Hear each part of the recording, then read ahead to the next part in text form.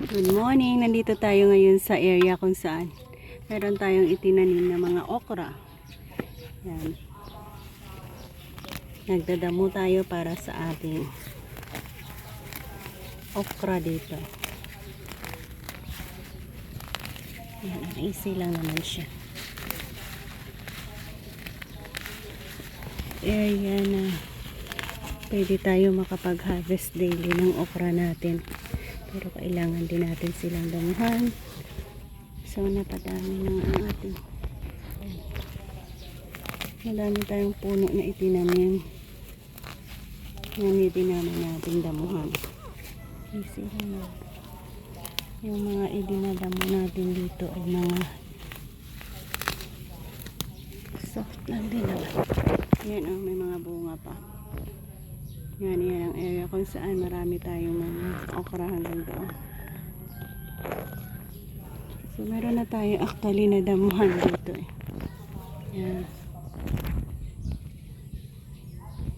Mga okra natin ito. At ito yung okra kung saan nauna naman.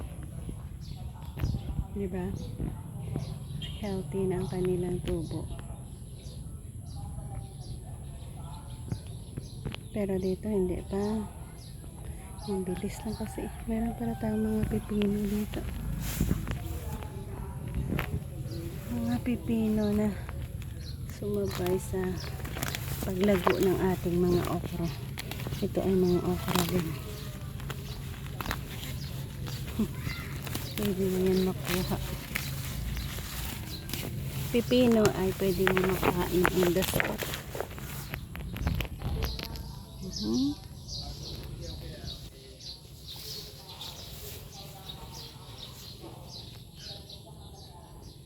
New planted okra natin yun.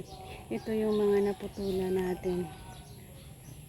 Napatuloy pa rin silang tumutubo. Ready na yun oh.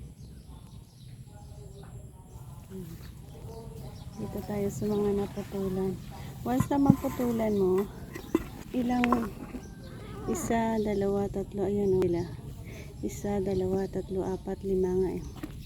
Lima ang pwede nilang ma-branch. Dahil hindi pa gaanong mainit.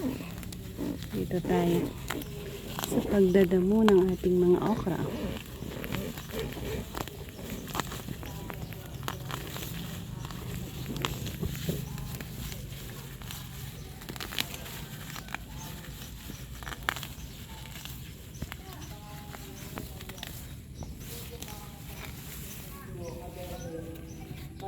So yan, dito na tayo mag-e-end dahil sana ipakita ko na sa inyo ang update kung ano na ang lagay ng ating okra dito. Bye bye and God bless.